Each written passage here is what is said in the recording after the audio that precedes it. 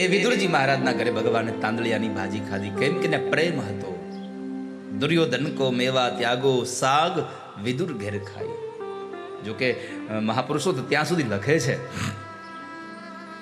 કે ભગવાને વિદુર કાકાના ઘરે તાંદળિયાની ભાજી ખાધી, એને પહેલા સુલભા નારીએ આપેલા કેળાની છાલે ભગવાને ખાધી છે. પત્રમ પુષ્પમ ફલમ તોયમ. ગીતાજીમાં ભગવાન બોલ્યા છે કે આ સંસારમાં મને મારો ભક્ત જે આપે જમું.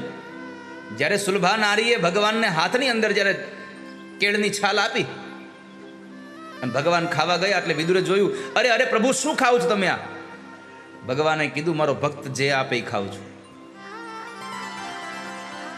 પરમાત્મા ભાવથી જમે છે. ભગવાને વિદુર કાકાના ઘરે ભાજી ખાધી અને પછી વિદુરજી મહારાજ તીર્થયાત્રા માટે નીકળ્યા છે. અને એ તીર્થયાત્રામાં પ્રભાસ ક્ષેત્રની અનેક સૌરાષ્ટ્ર કાઠિયાવાડની યાત્રા કરતા કરતા કરતા છેલ્લે જ્યારે યમુના ઘાટે ગયા છે, ત્યારે યમુના ઘાટ ઉપર 36 વર્ષની યાત્રાનો સમાપનનો કાળ હતો. અને એ સમયે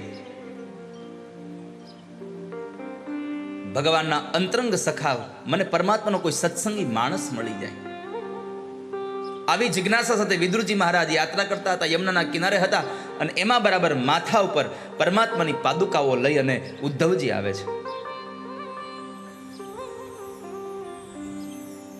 હવે આપણને થાય કે આ પાદુકા માથે લગ્ન શું કામ આવે છે?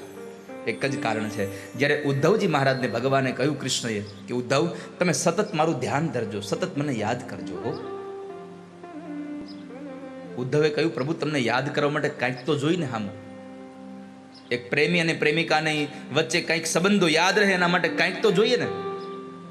એકબીજાની આપેલી ભેટ સોગાત થકી એને જોઈને યાદ કરે. તો અહીંયા આગળ ઉદ્ધવે કહ્યું, પ્રભુ તમને યાદ કરવા માટે કંઈક સાધન તો મને આપતા જાઓ. પરમાત્માએ કીધું, લ્યો આ મારી ચરણની પાદુકાઓ તમે લેતા જાઓ.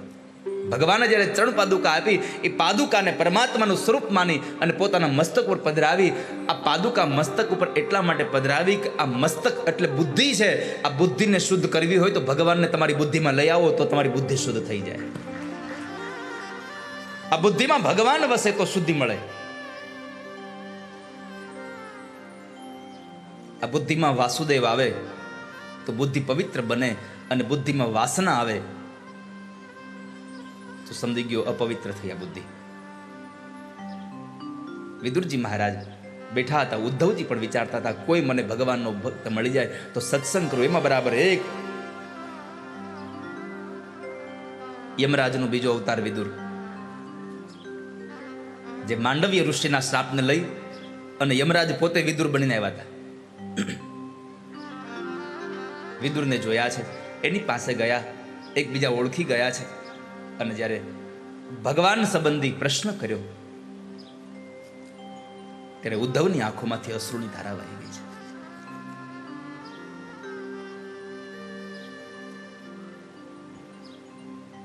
કાકા, તમે ક્યાં કૃષ્ણની વાત કરો છો? જે તમારા ઘરે જમવા આવ્યા હતા એ કૃષ્ણ? હા ઉદ્ધવ, હું એ જ કૃષ્ણની વાત કરું છું. કાકા, તમારા ઘરે જમવા આવ્યા હતા એ કૃષ્ણ હવે આ ધરતીમાં નથી રહ્યા. પ્રભુ સ્વધામ ગયા છે.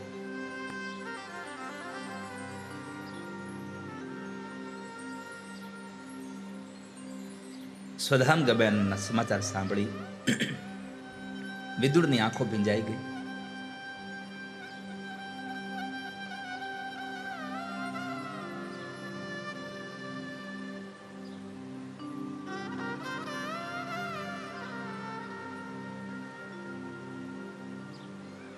ઉદ્ધવ પણ આંખોમાં આંસુ આવી ગયા છે. વિદુરે કૃષ્ણ સંબંધી પ્રશ્ન કર્યો છે, મને પ્રભુની વાત સંભળાવો ને. પ્રભુની વાતોને કરતા કરતા ઉદ્ધવનું હૈયું ભરાઈ ગયું. કેમ? ભાગવતજીમાં લખ્યું છે, ય પંચહાયનો માત્રા પ્રાતરાશાય યાચિતઃ તન્નૈ છત્રચયન યસ્ય સપર્યામ બાલલીલયા.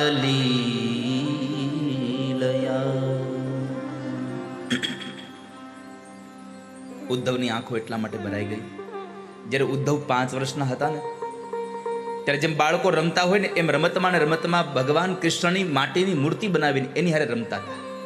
5 વર્ષની ઉંમરમાં હું ઉદ્ધવ કૃષ્ણની મૂર્તિ બનાવીને રમતા હતા. અને જ્યારે માં એને જમવા માટે બોલાવે તો ઉદ્ધવ જમવાનું છોડી દેતા, પણ કૃષ્ણની મૂર્તિને નહોતા મૂકતા. આ 5 વર્ષથી લાગેલી પ્રીત આજે ઉદ્ધવ વૃદ્ધ બની ગયા હતા. 125 વર્ષ ભગવાન ધરતીમાં રહ્યા છે. કૃષ્ણ આ ધરતીમાં 125 વર્ષ રહ્યા.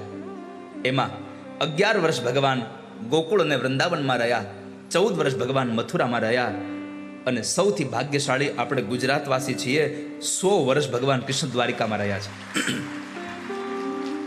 ઠાકોરજી 100 વર્ષ દ્વારિકામાં રહ્યા છે.